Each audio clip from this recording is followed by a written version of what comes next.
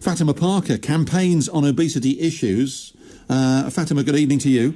Good evening, Paul. We heard there that it'll save more money in the long run. That's the thinking behind it. What do you think? I mean, that's what they hope that will happen, because they'll reduce obesity and these operations will make people thinner.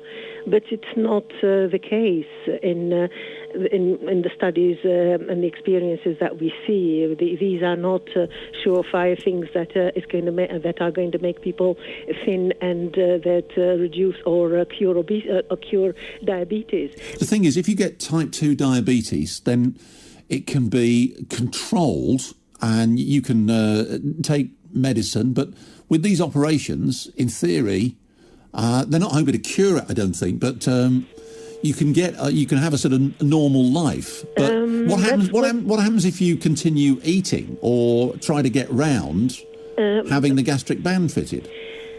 It depends. I mean, if we say eating, you're binging, like uncontrollably eating and having an addiction to food without being able to control it, that can be treated psychologically and with other methods less draconian than operations, because these are surgeries and they lead to all sorts of other problems like vitamin deficiencies and other issues. I mean, these people who would have the operations, they're going to be followed by the NHS as well, because they're not going to have the operation and then that's it. But I mean, if you have the operation, you'd still have to control what you eat if you're suffering with type 2 diabetes. What would be an alternative for you? Apart from education and control of, trying to get people to eat healthy.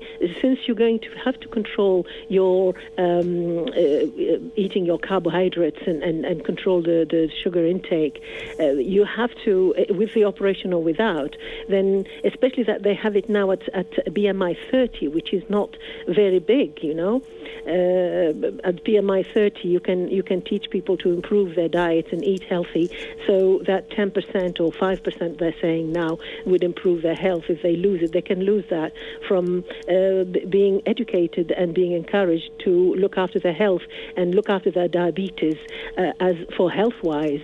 So if they carried on with these operations and thousands upon thousands of people had these operations and it cost billions of pounds, are they wasting that money?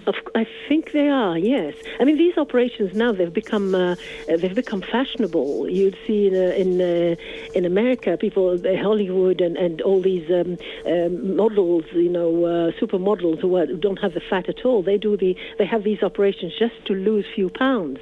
But it's not sure that you're going to keep that weight off.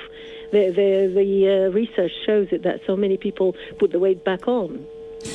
Fatima Parker, who campaigns on obesity issues, your thoughts most welcome. It's been talked about a lot. I know Goldie was talking about it on his show this morning. Should we be spending billions on these operations? The NHS is saying ultimately it will save money in the long run. The Paul Frank Show on BBC WM 95.6. Just quick